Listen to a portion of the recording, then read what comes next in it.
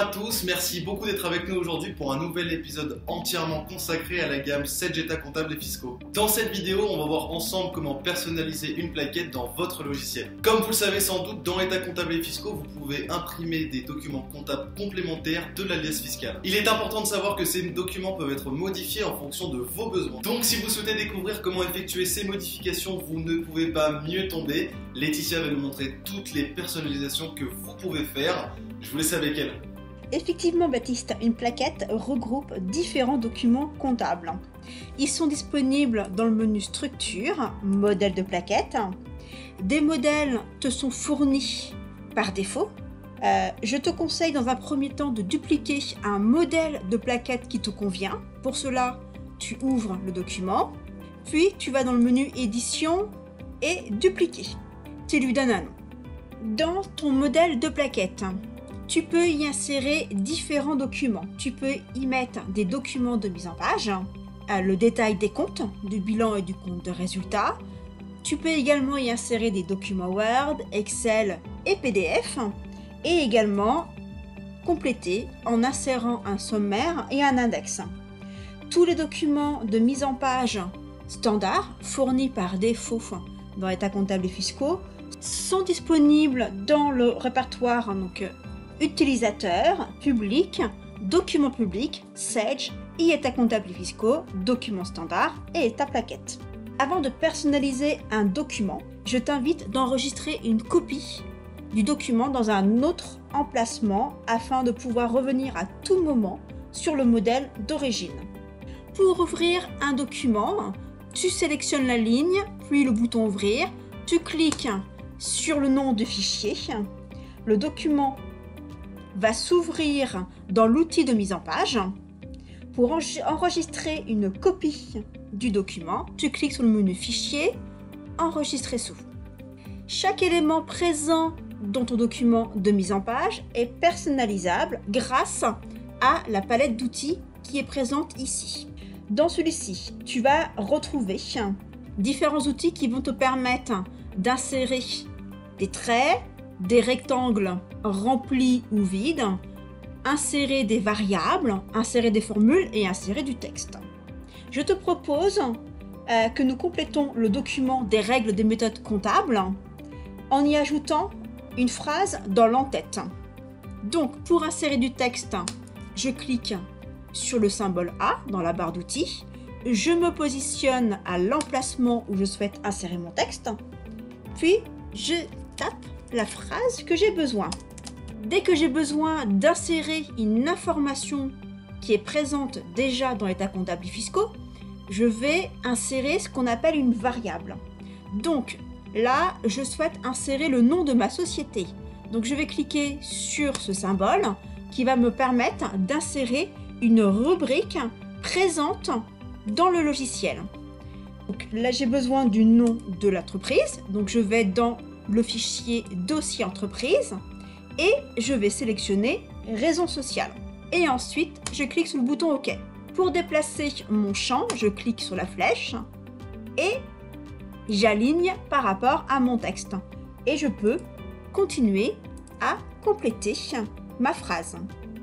Je complète ma phrase en y insérant d'autres groupes de texte et de variables. J'ai intégré la variable sur la date de fin de mon exercice. Je peux ajuster l'affichage de la période ou de la date comme je le souhaite. J'ai intégré également la reprise de mon résultat d'exercice qui est présent dans mon bilan. Donc, j'ai été rechercher une rubrique de l'IAS.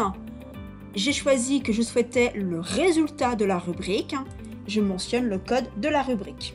Et je peux également ajuster l'affichage du montant en affichant le séparateur de milliers.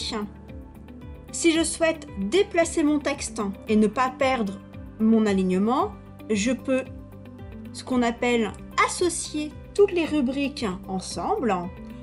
Je sélectionne, puis ensuite je vais dans Vue, Associer. Je peux également personnaliser mon texte en ajustant la taille en cliquant sur le bouton caractère police. Là, je vais augmenter la taille de caractère. Ici, on voit que j'ai pu personnaliser la couleur. Pareil, en allant dans caractère police, j'ai choisi une couleur différente.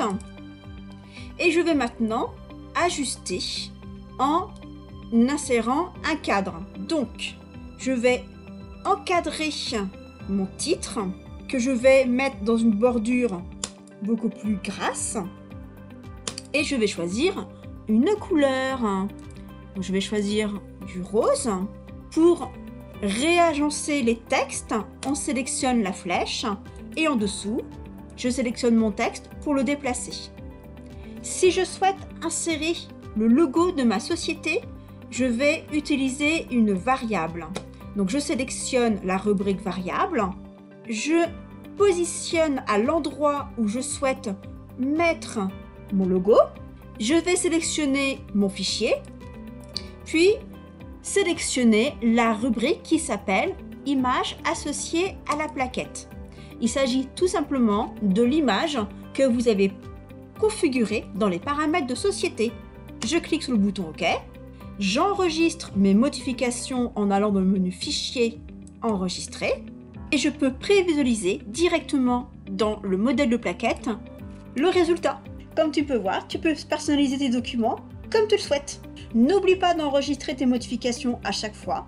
Si tu as dupliqué un document standard, tu dois insérer ton document personnel en cliquant sur Ajouter fichier mise en page et en choisissant Utilisateur. Si tu veux des informations complémentaires sur la modification de la plaquette, tu peux télécharger notre guide dans la fiche 71 506 de la base de connaissances. N'oublie pas, la vignette campagne fiscale est régulièrement actualisée en fonction des informations et de l'actualité. Dans État comptable et fiscaux, tu as également différentes tuiles qui peuvent t'aider au quotidien et dans l'utilisation de ton logiciel. Tu peux faire des recherches dans l'aide en ligne, approfondir les fiches dans la base de connaissances, mais également te former sur Sage University ou encore tu peux aller partager des informations avec d'autres utilisateurs sur le forum SageCity ou converser avec des techniciens sur le chat assistance. À très bientôt Baptiste.